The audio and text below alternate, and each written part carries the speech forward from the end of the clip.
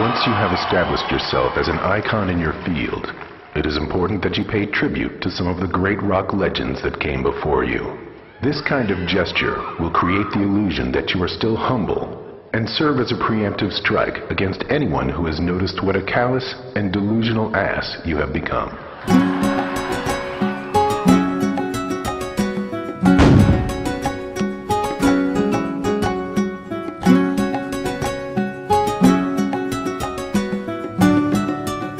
On your travels through Azeroth, you're going to find a lot of references to the real world and real media stuff, like that one lost door that's out there, or sometimes they're just homages to past great games. I'm going to try to keep this episode to a minimal of spoilers, but here's some of the stuff that I've found while wandering around Azeroth after Cataclysm. I'll start with some of the past ones. Many of the old gamers will remember that Azeroth was the home of Mario, Luigi, and Link from Zelda. I'm sure there were plenty more, but those are the ones I just noticed while trying to get my dinosaur mount for my work. You could argue that a lot of what you see in Azeroth is a reference to something else. My work on a lizard is kind of like Golden Axe, for example. And those Worgen, they're kind of reminiscent of Altered Beast, now that I think about it.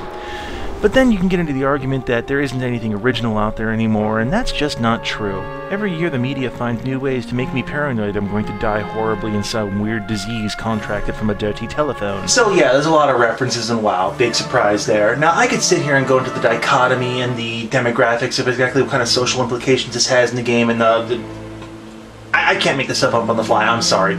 Just, yeah.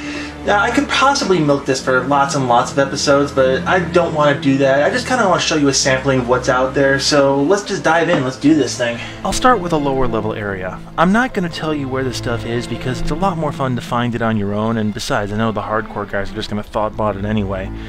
But it's a lot of fun to just find these on your quests, like this one island here that I found that had these oddly shaped monkeys. And as your quest progresses, you fight the big boss ape who... You know, I've seen that before. I will admit it was cathartic to kill that guy. I don't even want to think about how much money I pumped into those damn machines when I was a kid. But the same kind of nostalgia bomb hit when I found this place, too. As long as we're on the subject, let's take the Wayback Machine to the year 1886. Let's talk arcade. Joust took away quite a lot of my huge quarter stash when I was a child. The only way to describe the game is possibly 3D platforming jousting. Several opponents versus you, maybe a partner. You win Joust by hitting your opponent higher than he hits you in mid-flight, and downed riders become eggs that you have to pick up before they rehatch, remount, and then come back after you. And don't even talk to me about that damn pterodactyl. I understand it's been re-released on a few consoles, but the nostalgia bomb for me is the classic arcade version, and I can't tell you how many times I've backed away from the machine, my right hand sore from smacking that button as fast as I could and slamming the joystick left and right, and that damn dinosaur. So, while in this high-level area, I ran into this side quest that took me back to those days. It plays similar to the arcade, if it were in a three-dimensional environment. A lot of slip, a lot of skid flying, a lot of rapid-fire button tapping. I think my finger's still sore from that one. From a nostalgia bomb aspect, this was fun. To be honest, I think they were letting us off way too easy. For starters, no pterodactyl? Seriously? Come on. That was the bane of all the jousters. I mean, after hundreds and hundreds of games, I could never kill that damn thing, even though I know it can be done.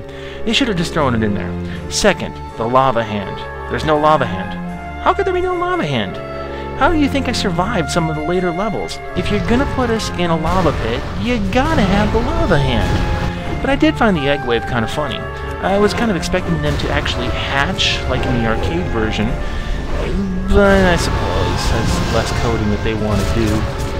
And if you're an achievement whore, there is an ultimate payoff. Completing all of the waves gets you a pet, this little mini rider. Cute little guy.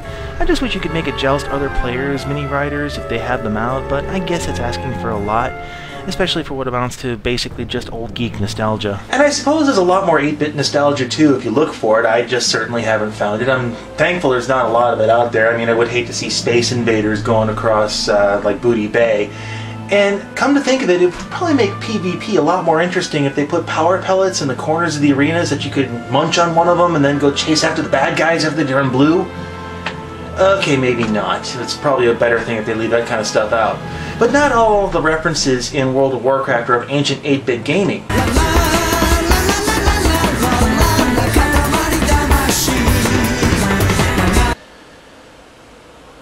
Okay, so subtlety is not exactly their strong suit, I'll be the first to admit that. While flying around, I did stumble into this place, but to explain why it's interesting, I need to backtrack.